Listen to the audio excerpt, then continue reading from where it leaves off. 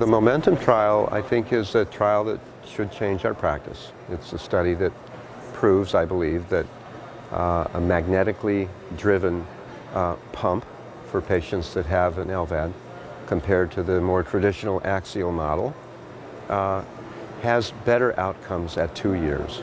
That includes things like hemorrhagic stroke or having to have your device removed due to malfunction or infection.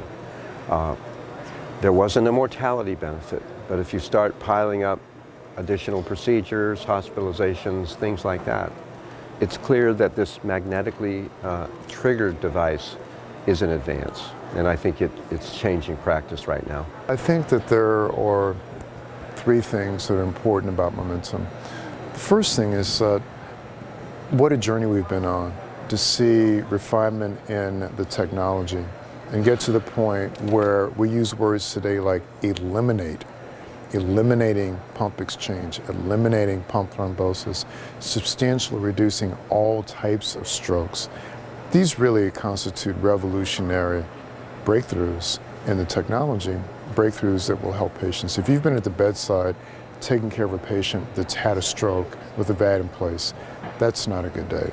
The pump thrombosis, that's not a good day. And these things are responding to technological benefits. So that's the first big thing.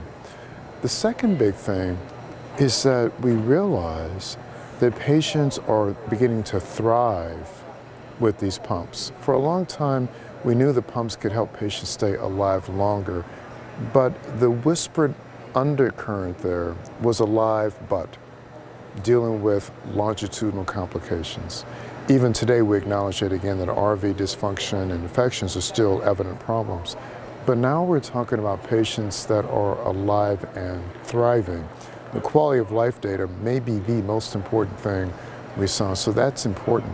And then the next part of this, the third piece of this, is that it's almost an evident reality that if rehospitalizations are going down and days in hospital are going down, are we getting closer to a value equation? In the very beginning, the qualities for left ventricular assist devices, $800,000 per quality, totally well beyond thresholds. With careful management and really tight protocols, that number has come down to less than 200,000, about 165. Still high, but moving in the right direction. What's the new calculus now, given that we've reduced the morbidity? Are we getting closer to that value equation? Because all of us have realized that we've never implanted a sufficient number of these devices in comparison to the need. Was part of that because of cost? Was part of that because of complications? If both of those things are better, maybe that's the new reality here. Clearly, the best therapy for truly end-stage heart failure is a transplant. But the number of organs that are available in both our country and throughout the world is not large. And so patients have been looking for a different destination that might allow them to live. And the advancing technology in LVAD, including the possibility of wearing a VAD at home and living a life out of the hospital, is real, and we see it all the time. Momentum shows us the next advance in how we power these devices to further reduce the morbidity that patients have and experience. Obviously, the cost of these kinds of care is high, and as a society, we have to decide how will we allocate resources to patients.